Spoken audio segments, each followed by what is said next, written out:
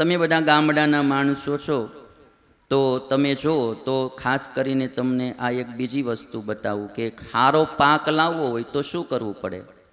સારો પાક લાવવો હોય કેટલા વાનાનું ધ્યાન રાખવું પડે? એક તો પેલું બિયારણ સારું હોવું જોઈએ, બરાબર? મોળું બિયારણ ન ચાલે. બીજું ભૂમિ સારી હોવી જોઈએ, જમીન સારી હોવી જોઈએ, ફળદ્રુપ. ખારસા ભૂમિ હોય તો ખારી ભૂમિ તો એમાં પાક સારા ન આવે, ભૂમિ સારી જોઈએ. ત્રીજું, એને ખાતર પાણી સમયે સમયે મળવા જોઈએ, ટાઈમે ટાઈમે ખાતર અને પાણી એને નાખવું પડે. ચોથું, એને વાતાવરણ સારું મળવું પડે પાકને. વાતાવરણ સારું ન હોય તોય પાક બગડી જાય, ગમે તે રોગશાળો આવી જાય અને પાક બગડી જાય. અને પાંચમું, નિંદામણ સારું હોવું જોઈએ, એને નિંદ્યા કરવું પડે. જો ખડથી ભેળાઈ જાય તો પણ સારો પાક આવે નહીં. આ પાંચ વાના સારા હોય, બિયારણ સારું હોય, જમીન સારી હોય, ખાતર પાણી સારા હોય, વાતાવરણ સારું હોય અને નિંદામણ સારું હોય તો પાક સારો આવે. એમ જીવ સારો હોય, એના મા બાપ સારા હોય, ગુરુ સારો મળે, સાથે સંગ સારો મળે.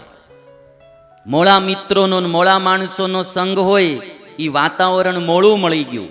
ઘણીવાર બિયારણ સારું હોય, ભૂમિ સારી હોય, ખાતર પાણી સારા હોય, પણ વાતાવરણ બગડી જાય તોય પાક બગડી જાય.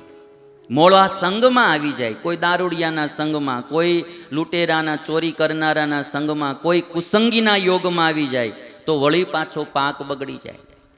જીવ સારો જોઈએ, માતા પિતા સારા જોઈએ, ગુરુ સારા જોઈએ, સંગ સારો જોઈએ અને દોષ સ્વભાવ અને વાસનાનું નિંદામણ કરતું રહેવું પડે. કામ, ક્રોધ, લોભ, માન, ઈર્ષ્યા, રાગ, દ્વેષ આપણામાં આવે તો એને નિંદીને બારા કાઢવા પડે. આ માવાન ગુટકા છે ને એ નિંદામણમાં લઈ લેવા, આમ દાંતડીએ જરા જરા ખોદી ખોદીને બારા કાઢી નાખવા.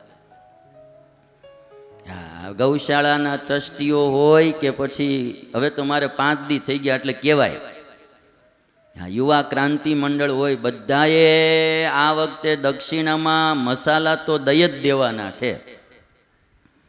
જો આ કોઈ ખોટું ન લગાડતા એક ચિઠ્ઠી આવી છે અને એ ચિઠ્ઠીમાં એમ લખ્યું છે કે સ્વામીજીને ખાસ વિનંતી કે જે લોકોના નામ લખ્યા છે એમને વ્યસન મુક્તિ કરાવો, ભાગવત ઉપર હાથ મુકાવીને વ્યસન મુક્તિ કરાવો. ભાગવત ઉપર હાથ મુકાવીને કે અને વ્યસન છોડાવો, એમના ધર્મ પત્નીઓની ખાસ વિનંતી છે. એને ઓર્ડર નથી કર્યો બિચારા, ધર્મ પત્નીઓ છે એટલે એને ખાસ વિનંતી કરી છે. અને એણે શું કરવા વિનંતી કરી હોય? એને ભય તો હોય ને ભાઈ, એને તમારામાં પ્રીતિ હોય, એને તમારામાં ભાવ હોય, તમારું સ્વાસ્થ્ય સારું રહે, તમારું શરીર સારું રહે અને સૌથી મોટી વાત તો એનો ચૂડલો અખંડિત રહે, એ એના દિલમાં ભાવના હોય. એટલે તમારે તમારા પત્નીની સામું જોઈ, તમારા બાળકો સામું જોઈને પણ મસાલા અને બીડી છોડી દેવા જોઈએ. હવે હું નામ તો નથી બોલતો, એ પછી એકલાને કહીશ બધાને, પણ આવી બધાના ધર્મ પત્નીની આ ઈચ્છા હોય કે અમારા ધણી કોઈ વ્યસન ન કરે.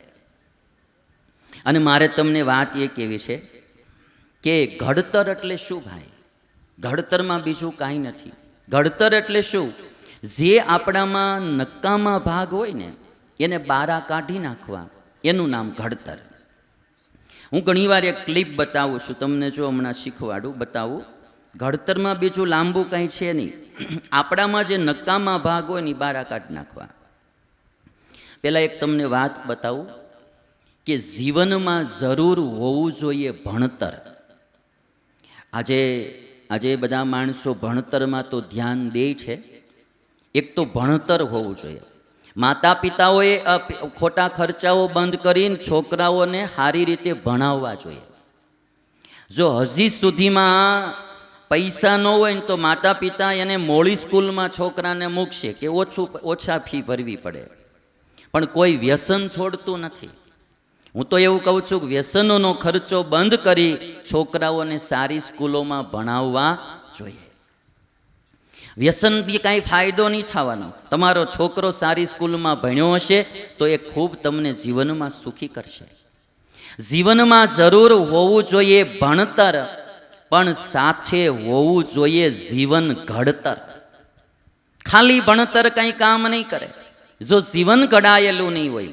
ભણતર હશે, ઘડતર નહીં હોય જીવનનું, તો એક ડોક્ટર બન્યો, ભણ્યો તો ખરો, પણ જો એ ગણ્યો નહીં હોય તો ખોટા ઓપરેશનો કરીને લોકોને દુખી કરશે.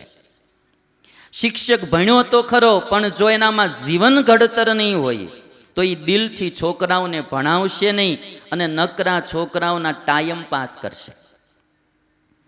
અમુક અમુક શિક્ષકો હોય છે, આપણે જોઈએ, મારે એક હતા સાહેબ, અને સમાજ વિદ્યાનો પાઠ લેવા આવે, પાન ખાઈને આવે, અને એ પાન ખાતા ખાતા સમાજ વિદ્યાનો પાઠ અથથી ઈટી આખો વાંચી નાખે ને પછી આમ પુસ્તક બંધ કરીને છોકરાને કે લ્યો વાંચો. એ છોકરા શું વાંચે? સાહેબ ભણાવે ને છોકરા શું વાંચે? એમાં એક શિક્ષક હતા, તે છોકરાઓને કે એને પાન ખાવા જવું હતું, મૂળ મસાલો ખાવાની ટેવ. છોકરાઓને કહે તમે બેટા ટ્રેનનું ચિત્ર દોરો છે, ટ્રેનનું ચિત્ર દોરતા આવડે છે? છોકરાઓ કે હા સાહેબ. ચાલો તમે બધા ટ્રેનનું ચિત્ર દોરો, હું હમણાં આવું છું. એટલે બધા છોકરાને લેશન દઈને સાહેબ વહી ગયા. સાહેબ કેમ? હમણાં હું 10 મિનિટમાં આવું છું, ચિત્ર દોરી રાખો. છોકરાઓ બધા ટ્રેનનું ચિત્ર દોરવા માંડ્યા. સાહેબ બહાર પાનના ગલે પાન ખાવા ગયા. એમાં કોઈક એકાદો ઓળખીતો માણા મળી ગયો, હુવાઈને ચડી ગયા. તે અડધી કલાક વહી ગઈ. અડધી કલાક પછી સાહેબ આવ્યા. છોકરાઓને કે ટ્રેનનું ચિત્ર દોર્યું? છોકરાઓ કે હા સાહેબ. આમ જ્યાં નોટમાં જોયું ને ત્યાં ખાલી આમ 2 લીટા કરેલા અને વચમાં માડા લીટા કરેલા, પાટા દોરેલા. સાહેબ કે આમાં ટ્રેન તો ક્યાંય છે નહીં. છોકરા કે સાહેબ હતી, તમે મોડા આવ્યા ને એમાં વહી ગઈ. ટ્રેન તો અમે દોરી જ હતી કે તમે 10 મિનિટનું કહીને ગયા, અડધી કલાકે આવ્યા, તે ટ્રેન વહી ગઈ કે. એટલે આવા શિક્ષકોથી શું કામ? એટલે જીવનમાં જરૂર હોવું જોઈએ ભણતર, પણ સાથે હોવું જોઈએ જીવન ઘડતર. ઘડતર વિનાનું જીવન લાગશે પડતર.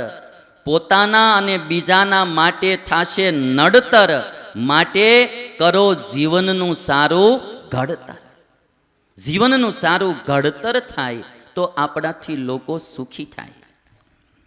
હવે તમે જો, ઘડતરમાં 2 પાઠ. એક તો નકામા પાઠ જે આપણામાં હોય ને એને કાઢી નાખીને એટલે ઘડતર બહુ સારું થઈ જાય.